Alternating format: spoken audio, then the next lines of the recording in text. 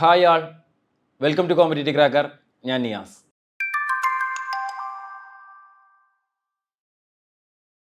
അപ്പോൾ നമ്മളുടെ ഡ്രൈവിങ്ങിൻ്റെ സ്പെഷ്യൽ ടോപ്പിക്സിൻ്റെ ഭാഗത്ത് ഏറ്റവും ഇമ്പോർട്ടൻ്റ് ആയിട്ടുള്ള മറ്റൊരു ഭാഗമാണ് മോട്ടോർ വെഹിക്കിൾ ഡ്രൈവിംഗ് റെഗുലേഷൻസ് എന്ന് പറയുന്നത്. അപ്പോൾ നമ്മളൊരു വാഹനം ഓടിക്കുന്നതുമായി ബന്ധപ്പെട്ട് ഓടിക്കുമ്പോൾ നമ്മൾ ശ്രദ്ധിക്കേണ്ട കാര്യങ്ങളൊക്കെ റെഗുലേഷൻസിൽ പറയുന്നുണ്ട് അല്ലേ.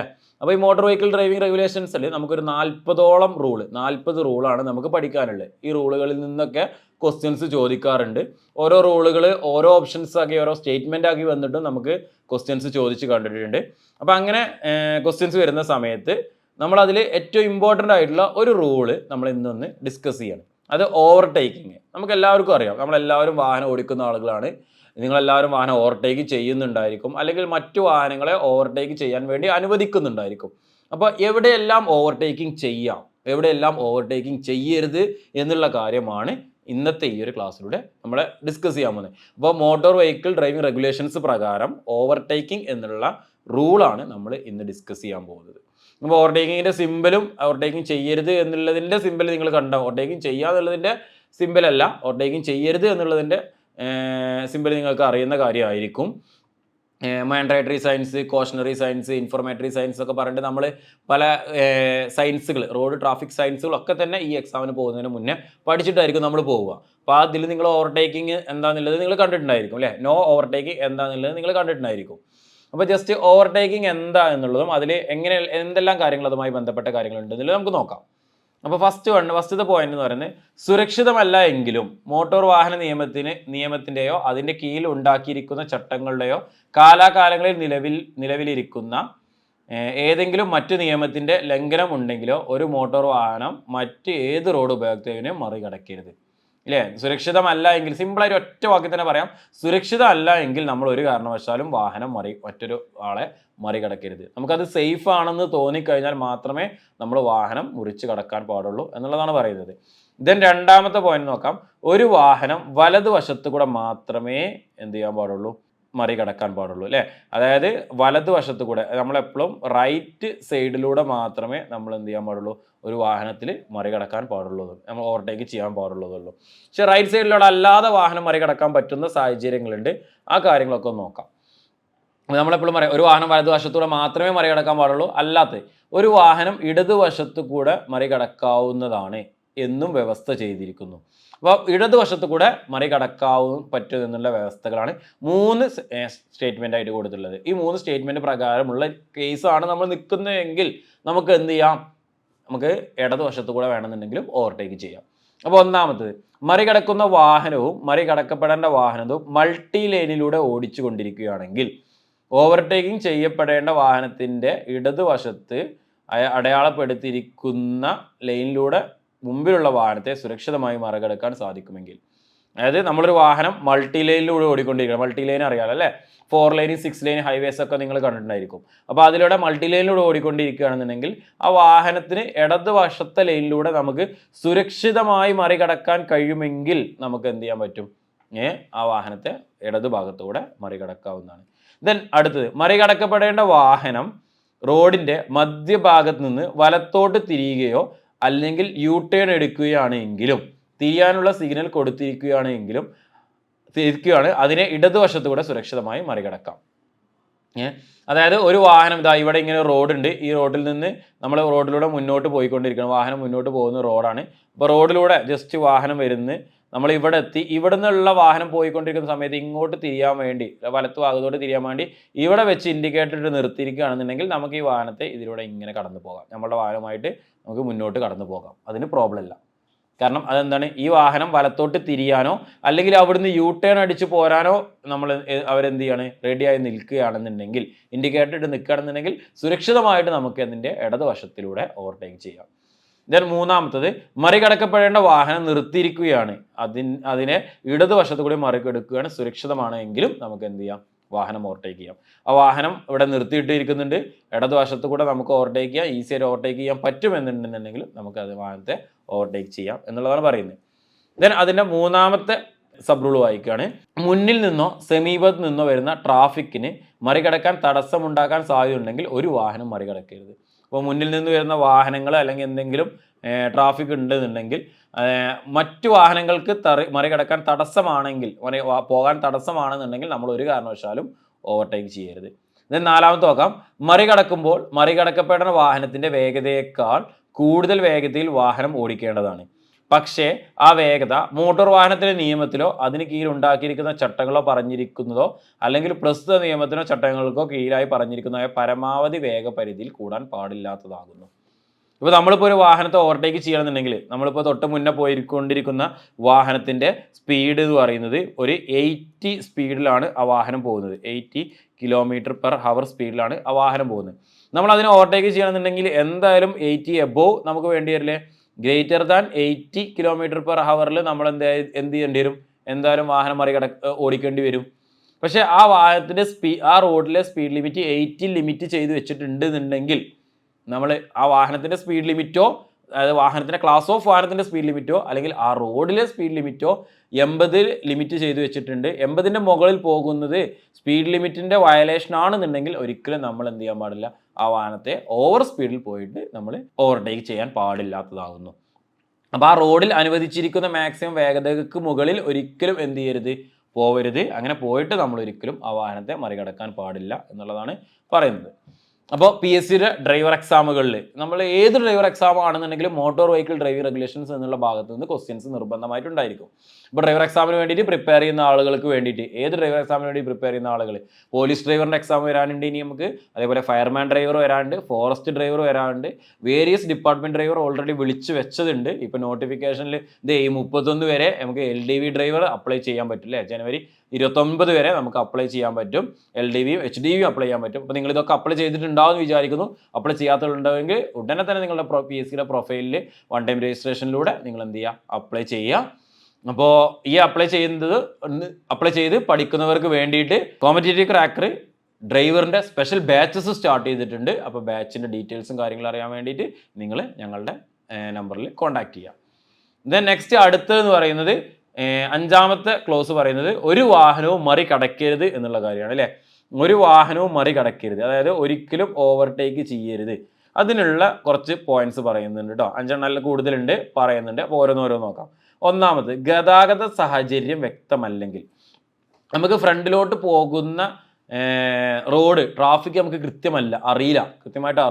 അതായത് ഫ്രണ്ടിൽ ട്രാഫിക് കൂടാനുള്ള സാഹചര്യം ഉണ്ടോ, അല്ലെങ്കിൽ നമ്മൾ ഓവർടേക്ക് ചെയ്യുന്ന സമയത്ത് ഫ്രണ്ടിൽ തടസ്സം വരാൻ സാധ്യത ഉണ്ടോ എന്നുള്ളത് നമുക്ക് കൃത്യമായിട്ട് അറിയില്ല എന്നുണ്ടെങ്കിൽ നമ്മൾ ഒരു കാരണവശാലും അവിടെ നമ്മൾ എന്ത് ചെയ്യരുത്? ഓവർടേക്ക് ചെയ്യരുത്. ഇനി രണ്ടാമത്തെ പറയുന്നതിൽ എന്താ? ബി പറയുന്നത് നിർബന്ധമായും പാലിക്കേണ്ട ട്രാഫിക് ചിഹ്നങ്ങളാൽ നിരോധിച്ചിട്ടുണ്ടെങ്കിൽ അല്ലേ?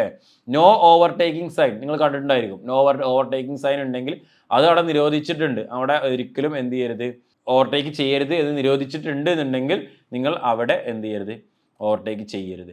ദെൻ റോഡിന് നെടുകെയുള്ള റോഡിനെ വിഭജിക്കുന്ന ഒറ്റയോ ഇരട്ടയോ ആയ തുടർച്ചയായ സോളിഡ് ലൈനുകൾ ഉണ്ട് അടുത്ത്.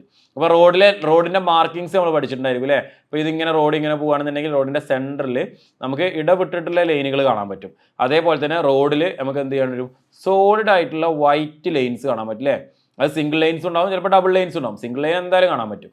അപ്പോൾ അങ്ങനെയാണെന്നുണ്ടെങ്കിൽ ഈ ലൈന് ഉണ്ടെന്നുണ്ടെങ്കിൽ അവിടെ നോ ഓവർടേക്കിംഗ് സോണാണ്. അവിടെ ഒരു കാരണവശാലും നമ്മൾ ഓവർടേക്കിംഗ് ചെയ്യാൻ പാടുള്ളതല്ല. ഞാൻ അടുത്ത് നോക്കാം.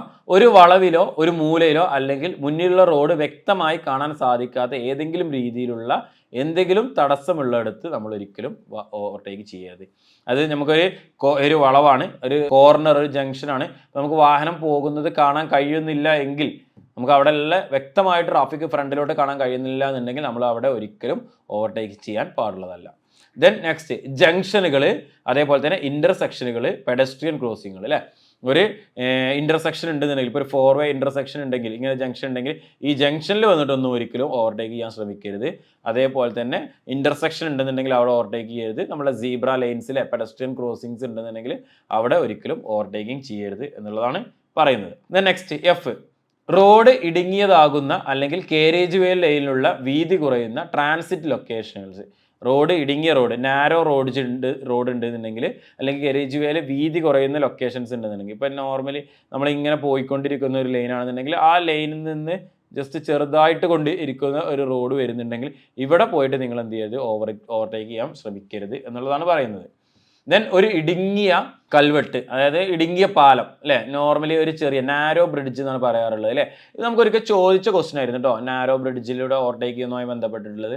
ദെൻ നെക്സ്റ്റ് അടുത്തത് സ്കൂൾ സോണ്, ഹോസ്പിറ്റൽ സോൺ അല്ലേ, സ്കൂൾ മേഖല അല്ലെങ്കിൽ ആശുപത്രി മേഖല അല്ലെങ്കിൽ കൺസ്ട്രക്ഷൻ സോൺ, നിർമ്മാണ മേഖല എന്നുള്ളിടത്തൊക്കെ റോഡിൻ്റെ സൈന് വെച്ചിട്ട്, സ്കൂൾ സോൺ ആണെന്നുണ്ടെങ്കിൽ അവിടെ അങ്ങനെ സൈൻ വെച്ചിട്ടുണ്ടായിരിക്കും അല്ലേ, സ്കൂൾ സോൺ വെച്ചിട്ടുണ്ടായിരിക്കും, ഹോസ്പിറ്റൽ സോൺ വെച്ചിട്ടുണ്ടായിരിക്കും. അപ്പം അങ്ങനെ സൈന് വെച്ചിട്ടുള്ള ഏരിയകളിലൊന്നും തന്നെ അവിടെ ഓവർടേക്കിംഗ് അനുവദീയമല്ലെങ്കിൽ അവിടെ നമ്മൾ എന്ത് ചെയ്യരുത്, ഓവർടേക്ക് ചെയ്യരുത് എന്നുള്ളതാണ് പറയുന്നത്.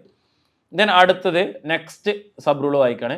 മറികടക്കാനുള്ള അവൻ്റെ ഉദ്ദേശം കാണിക്കുന്നതിനായി ഡ്രൈവർ ഡയറക്ഷൻ ഇൻഡിക്കേറ്റർ ഉപയോഗിക്കേണ്ടതും മറികടക്കൽ ചെയ്തതിന് ശേഷം സാധ്യമായ വിധത്തിൽ പെട്ടെന്ന് തന്നെ റോഡിൻ്റെ ഇടതുവശത്തേക്ക് തിരിച്ചു വരേണ്ടതുമാണ് അല്ലേ. അപ്പം നോർമലി നമുക്ക് എന്ത് ചെയ്യാം, ഇങ്ങനെ റോഡുണ്ട്, ഇതിൻ്റെ ഈ ഭാഗത്തൂടെ നമ്മൾ വാഹനം കടന്നു പോകുന്നുണ്ട്. ഓവർടേക്കിംഗ് ചെയ്യുന്ന സമയത്ത് നമ്മൾ എന്ത് ചെയ്യണം, ഇവിടെ എത്തുന്ന സമയത്ത് തന്നെ നോർമലി നമ്മൾ എന്ത് ചെയ്യണം, റൈറ്റിലോട്ട് ഇൻഡിക്കേറ്റർ ഇടാറുണ്ട് അല്ലേ. അതായത് പിന്നുള്ള വാഹനത്തിന് ഞാൻ ഓവർടേക്ക് ചെയ്യാൻ ശ്രമിക്കുകയാണെന്നുള്ള കാണിക്കാൻ വേണ്ടിയിട്ട് നമ്മൾ റൈറ്റിലോട്ട് ഇൻഡിക്കേറ്റർ ഇട്ട് ഓവർടേക്ക് ചെയ്തതിന് ശേഷം നമ്മൾ വീണ്ടും ഇടതുവശത്തോട്ട് തന്നെ നമ്മൾ എന്ത് ചെയ്യണം, തിരിച്ചു വരേണ്ടതാണ്. അപ്പോൾ ഇടതുവശത്തോട്ട് തിരിച്ചു വരുന്ന സമയത്തും ഇവിടെ ഓടിക്കൊണ്ടിരിക്കുന്ന വാഹനത്തിന് എന്ത് ചെയ്യണം, ഇൻഡിക്കേഷൻ നൽകുന്നതിന് വേണ്ടി നമുക്ക് ഇൻഡിക്കേറ്റർ ഇട്ടിട്ട് തന്നെ ഇടതുവശത്തോട്ട് തിരിച്ചു വരാവുന്നതാണ് എന്നുള്ളതാണ് പറയുന്നത്. ദെൻ നെക്സ്റ്റ്, ഒരു ഡ്രൈവറും വലത്തോട്ട് തിരിയാനുള്ള ഇൻഡിക്കേറ്റർ പുറകിൽ വരുന്ന വാഹനത്തിന് അവനെ മറികടക്കാൻ അനുവദമായ അടയാളമായി കൊടുക്കരുത്. ചില ആളുകൾ ചെയ്യുന്ന കണ്ടിട്ടുണ്ട്, നമ്മൾ ബാക്കിൽ നിന്ന് വരുന്ന വാഹനങ്ങൾക്ക് പിന്നിൽ നിന്ന് ഹോൺ അടിക്കുന്ന സമയത്ത് ഓവർടേക്ക് ചെയ്ത് പൊക്കോ എന്ന് കാണിക്കാൻ വേണ്ടിയിട്ട് വലത്തോട്ടുള്ള ഇൻഡിക്കേറ്റർ ഇട്ട് കൊടുക്കും. അത് തെറ്റായ രീതിയാണ്, അങ്ങനെ ഒന്നും ഒരിക്കലും ചെയ്ത് കൊടുക്കരുത്. ഓവർടേക്കിംഗ് അനുവദിക്കാനുള്ള ഒരു സിഗ്നൽ നമ്മുടെ കയ്യിലുണ്ട്, ഒരു ഹാൻഡ് സിഗ്നൽ ഉണ്ട് അല്ലേ. നമ്മളുടെ കൈ കൃത്യമായിട്ട് ലംബമായിട്ട് പുറത്തോട്ട് പിടിച്ചതിന് ശേഷം ഹാഫ് റൗണ്ടിൽ പിന്നിൽ നിന്നും മുന്നിലോട്ട് നീക്കുന്നതാണ് നമ്മളുടെ സിഗ്നൽ എന്ന് പറയുന്നത് അല്ലേ. അപ്പോൾ അതാണ് ഓവർടേക്ക് ചെയ്തോ എന്ന് അനുവദിച്ചു കൊടുക്കുന്നതിനുള്ള സിഗ്നൽ. ആ ഒരു സിഗ്നൽ മാത്രം തന്നെ അതിനു വേണ്ടിയിട്ട് യൂസ് ചെയ്യാം.